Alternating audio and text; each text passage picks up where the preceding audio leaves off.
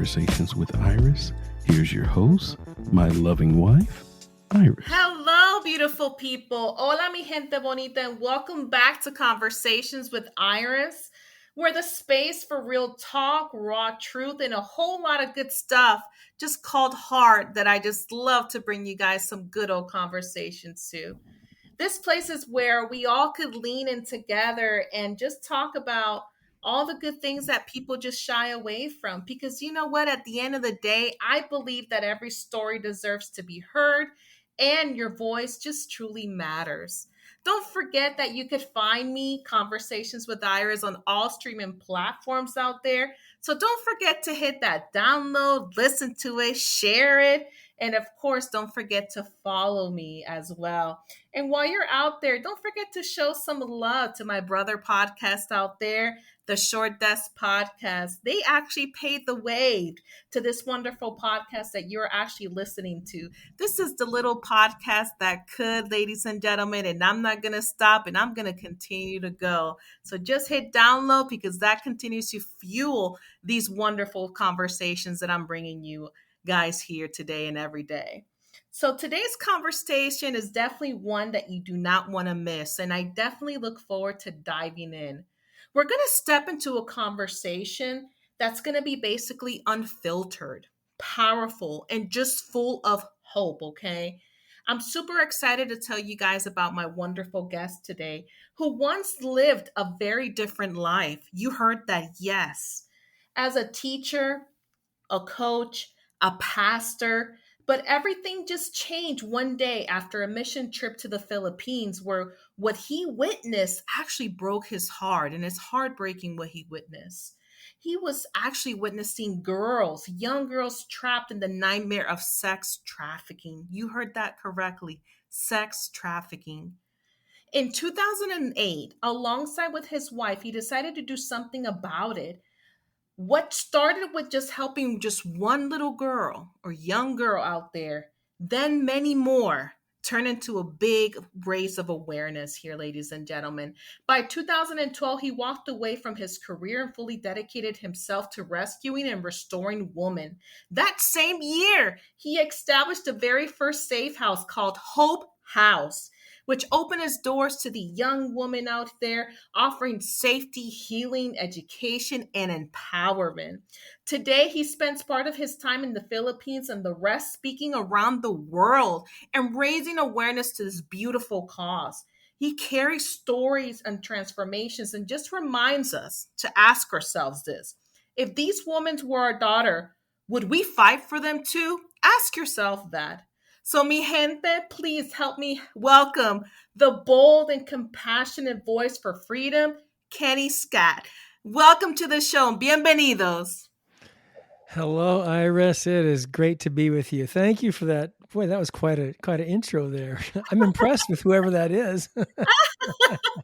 Of course, I have to bring in that pizzazz to my guests. You know how we do. I'm so glad that you were able to join me today, Kenny. It's great to be here. Oh my God, that is awesome. And I know that you spend a lot of years working with women. So let me ask you something. What's that one thing unexpectedly that you learned that nobody warned you about working with a lot of women? I need to know. Oh, gee, there's so many, Iris. I guess the thing that jumps out right now is that I usually don't say this, but there are millions upon millions and millions of girls, but we don't even, I didn't come from that angle.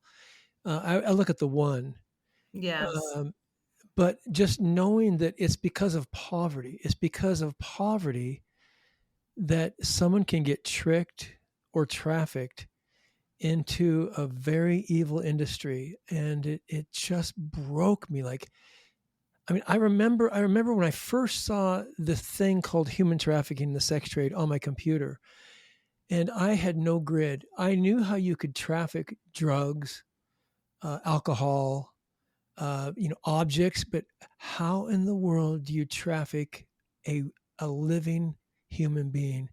I had no grid, and when I saw the reality, I was undone, and I had to do something. And you did something very great out there. And I love that we're talking about this topic because let's be honest, a lot of us see about or talk about human trafficking, see this in Dateline shows or in these, missing children documentaries or missing people documentaries and all that stuff. So it's very enlightening for us to talk about this. And I know that we told our audience member a little bit about who you are already. What have you done? But I want to hear from your own words. Let's go ahead and backtrack on your upbringing and what ultimately led you down this path in creating Wipe Every Tear. Tell us a little bit about that. Yeah, well, I was just a normal guy, just normal kid, middle class America in the state of Oregon, and went off to college and chose a party school, a top 10 Playboy party school for that purpose. And I know that sounds a little crazy. And then I went off to school, went off to college, university, and then I had an encounter. That's the only way I can explain it. By the way, I'm not a religious guy, but I'm a Jesus guy. I encountered Jesus, and let me tell you, I just thought it was a story. I thought it was a book. I didn't know what it was, but I had an encounter with Jesus, and that set the course for the rest of my life. And then I just go off to college. I actually went to seminary after that and got married. We got a ton of children. We got 5 daughters and a son, Wow. and there wasn't That. really any. Yeah, and so I ran across the sex trade when I was doing stuff in the Philippines, and I'm a very simple guy, and I just said I want to make wrong things right, and I really set out, Iris. I thought, here I am, in America. Other side of the world is where all this terrible sex trafficking is going on. Now it's here too, but it just looks so much different in India and Thailand and the Philippines. It's just blatant out in front. And I just said from my computer one night while I was reading about the sex trade, I just said, "Oh God, I'll do anything if I can just be responsible for setting one girl free." Wow. Wow. That's beautiful. And I like how you did that. I like how you went to Philippines, learn, you were researching these topics, and you are also the dad of 5 girls. Yeah. And it makes you think a lot. I can only imagine that you had to pull your hair, raising those beautiful young ladies. But, as a dad, I feel like that resonates very well, when you met these young ladies or you went and you studied about the sex trade and encountered many of them. And my question to you is when you first encountered your first, girl or, what was that like? Or did you speak to her? How did you find out? And what was the result of that? How did that come about in the Philippines while you were out there? Well, I remember this one girl. They're all young. I mean, these are like most of them are over 18, and we coaxed her into like trusting us and to come visit. For a few short hours, and she came to we had the safe house, and she came, and she was just beautiful, young and beautiful, just like my daughters. And she began telling us how she could never leave the bar. And Mm, she began to tell me her debt, because what they do is they charge you for things, and it's like, I owe my soul to the company store. You can never. It's like Hotel California. You can check in anytime you want, but you can never leave. And wow. so she began saying, they charged me for some medical care, and I will never be able to pay it back. And so I asked her, how much was that? And she said 5,000 pesos. And for the person listening, you go like, okay, how much is that? It was $100. And she said, I will never be able to pay that back. And I'm telling you, Mm, the evil schemes of traffickers, and it and I just remember her so so much, and she never came into our care. She couldn't even perceive the idea of having freedom. Wow. So it was more of a trusting factor with her, you would say, that she was too scared to come into the care. What do you think that was with her? Um, a lot, they get tricked and trafficked, and they're told by the bar owners and the managers, don't trust Wipe Every Tear because they are really bad traffickers. So it's ironic.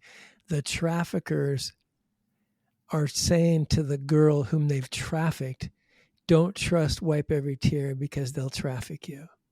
And so Oh, they say they will lock you into a brothel under lock and key, and until you die there, until they kill you, or they will.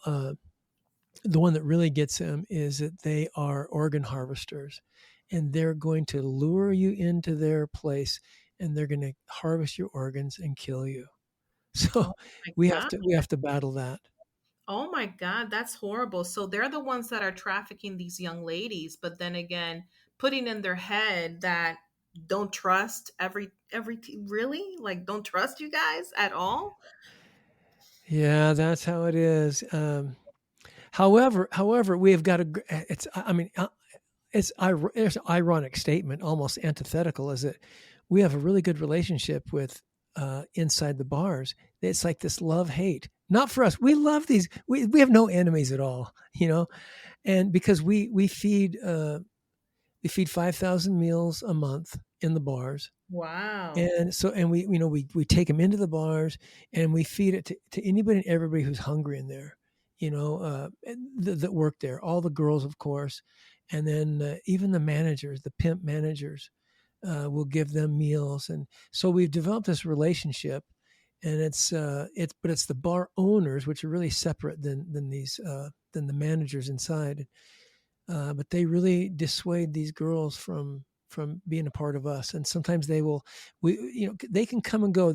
Some of the girls are really watched over, like in a house or in an apartment, and they can't leave, or they can't leave. Mm. um, I Others, they can come and go, and as long as they show up for quote work.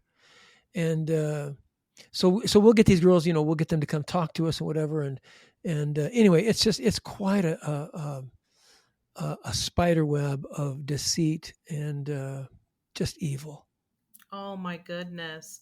And they're being held against their will. That's why they can't leave, because I definitely want to understand, Yeah. like, are these American? Have you encountered that American woman that have gone missing for any reason? Like, because we've heard of individuals gone missing from America that end up in like, I just learned watching the Amy Bradley story how hot it is over there in the Caribbean for human trafficking. So I could only imagine Philippines in that area. So did you encounter any American woman out there that was part of the sex trade like that? Did you see that? I've seen that before in Hong Kong.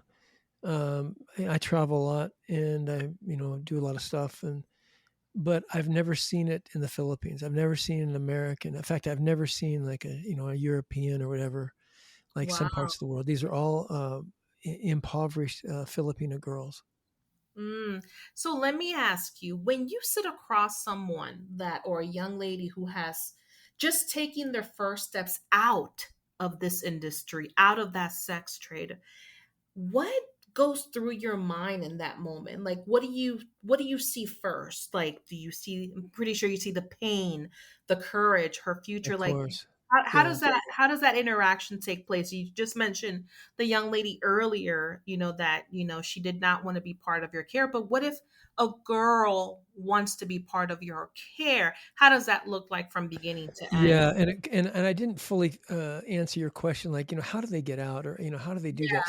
So some can, many can, like, go out, get some food and whatever, but they're strict, like they have rules, like, if we ever see you talking to anybody, we will fine you, or um, and so what keeps them there?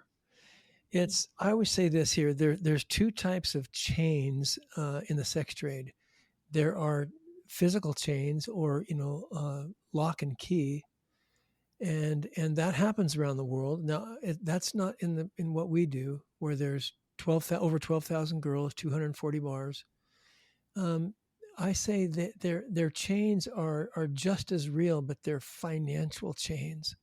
So Mm-hmm. once they get tricked and trafficked to get there, Mm-hmm. and they are trafficked, they're tricked, they arrive. And I've talked to many girls who with tears say, I got here and then it wasn't true, and they start crying, and they said, and now I'm stuck. And Mm. so they're there, they don't have enough money to get home, and they don't, in fact, most, they don't know their geography. They're islands and islands away. I mean, there's 7,000 islands in the Philippines. They go to distant islands and they bring them back. How do you get back to my? They don't know how to get back. They just don't know how to get back, and we've heard that a lot. So there's these financial chains of bondage. Once they're there, they hate it, but now they're sending a little bit of money back home to their families. Half of the girls have their own children, and then of course they have very large families in the Philippines. So they're feeding their families, and so with tears in their eyes, crying, and they say, "I hate this, but I have no choice." Wow. Yeah, Wow. it's terrible. Oh my God. And how about running into a young lady that's wanting to get out of there and she takes a step? Yeah, How does that go? yeah. Going back to that question that followed. No, you're good. Yeah. Yeah. We go into the bars, and we don't really go in undercover. We started doing that way, but then they soon found out who we were, so we couldn't.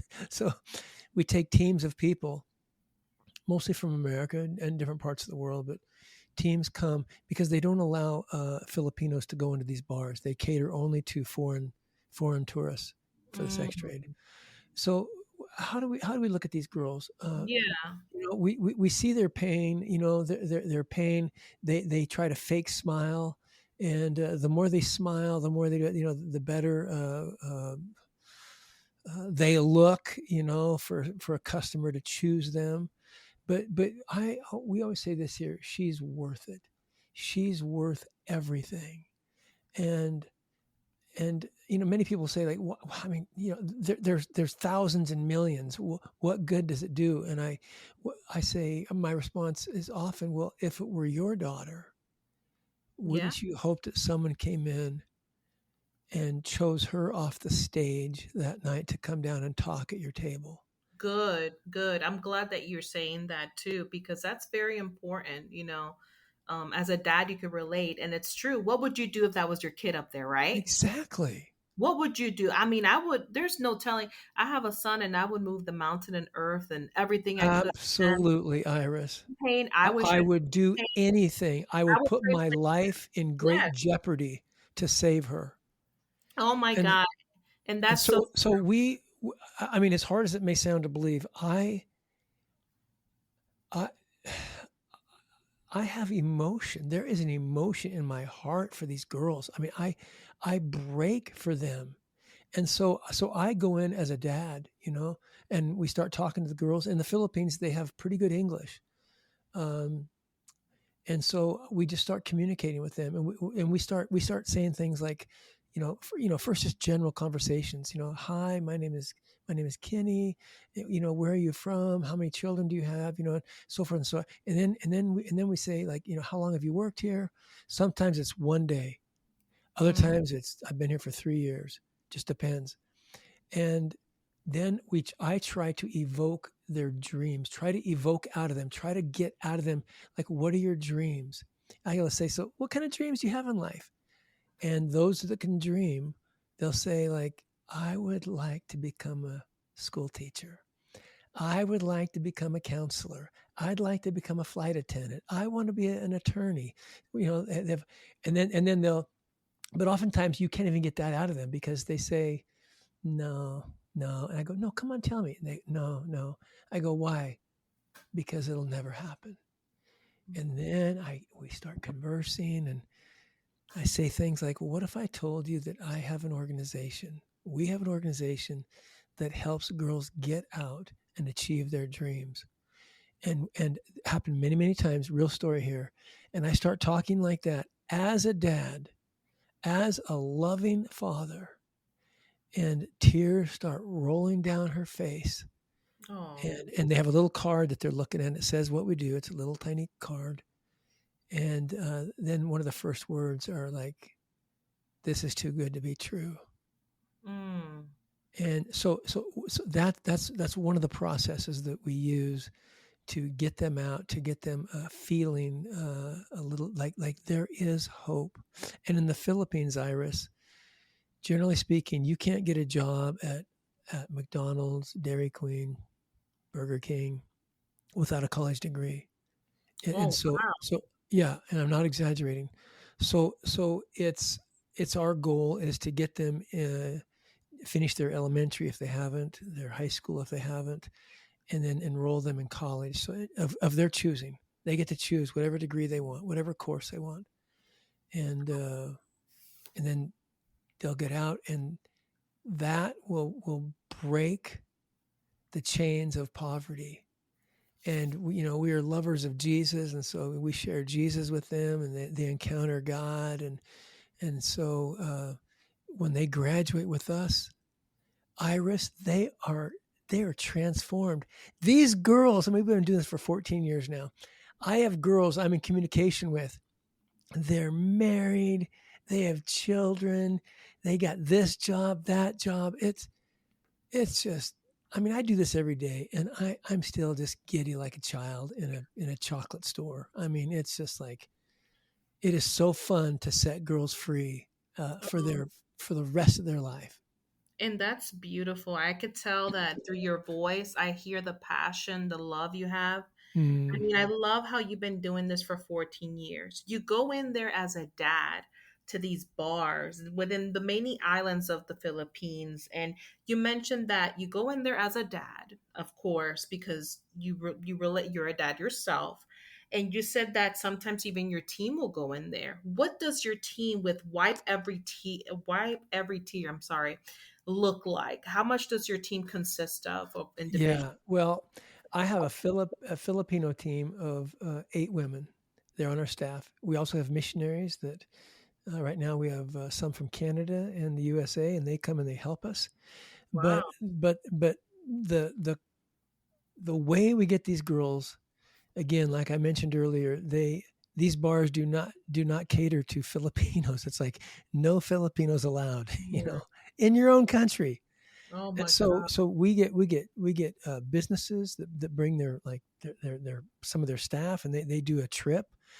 We do churches will gather. They'll bring 10, 15 people, and from all over the world really, and they'll come and they spend 10 days with us.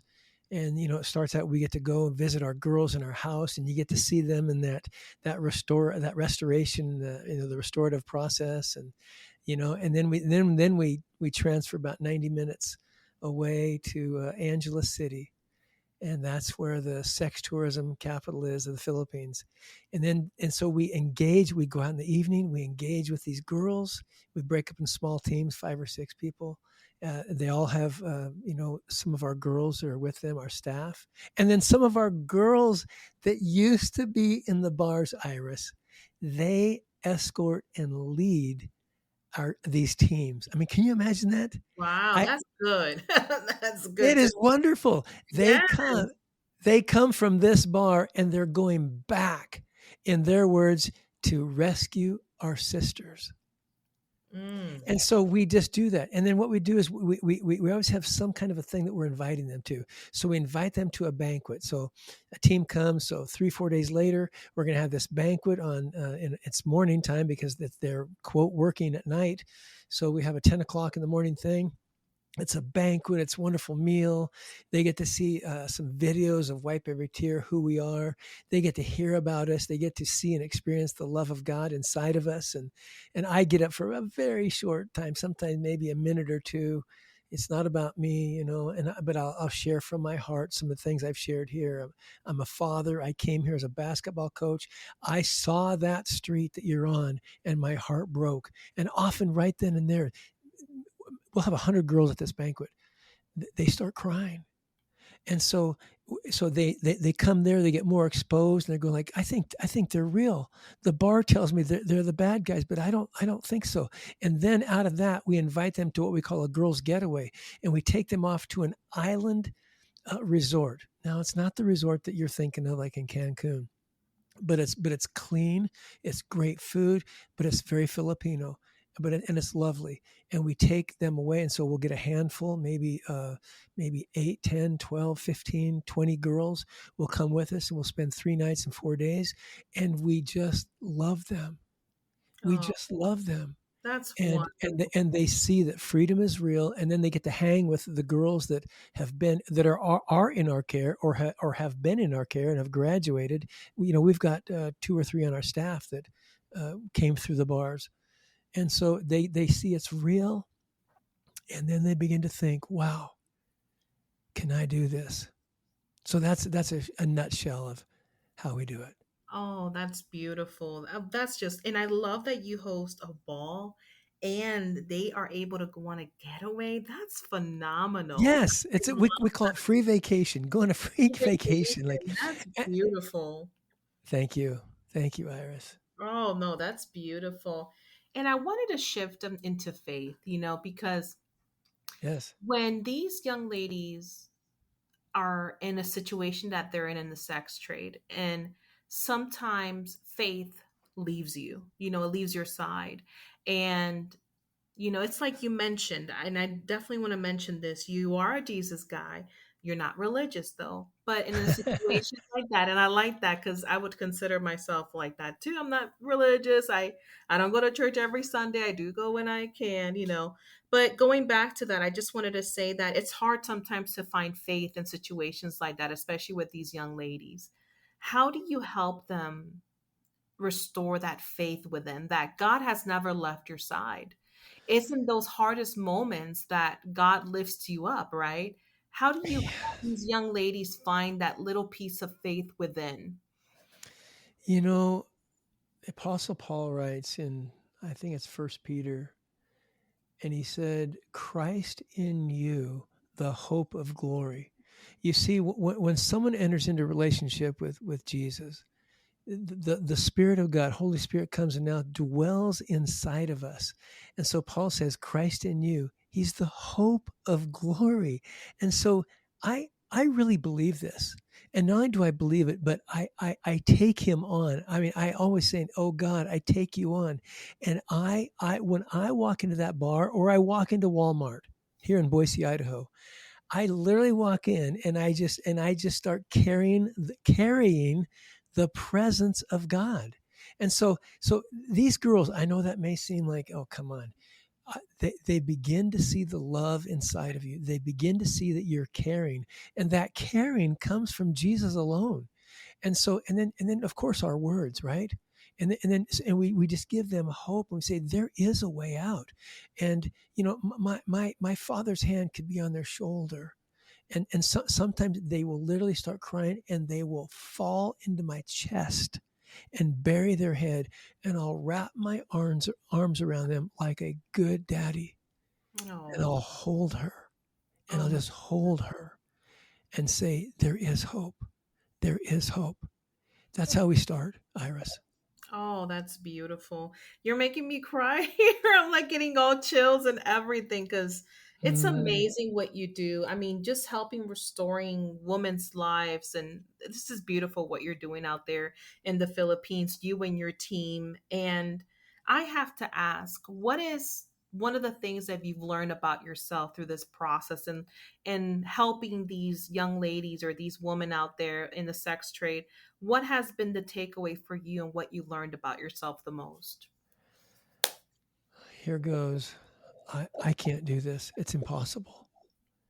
I cannot do this. It's impossible to go to the other side of the earth, get off the airplane, have teams there, meet my staff, and go into these places, it's just impossible. There's I don't have enough ingenuity. I don't have enough strategy, and that I am weak. And when I am weak, God is strong.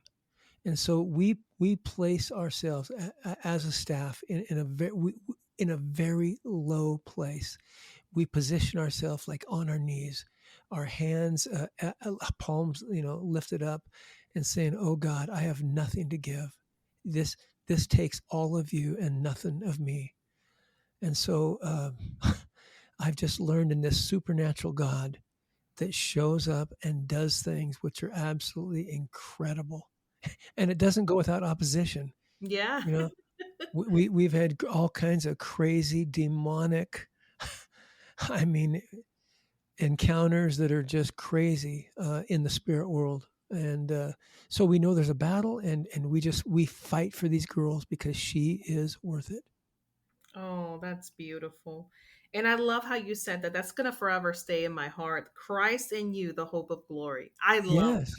I love that. And as we move on here to a closure, I have to ask, since you guys are mainly focused, Wipe Every Tear is focusing on the Philippines, Yes. but what is bubbling on the horizon to further your mission? What can we expect for Wipe Up Every Tear?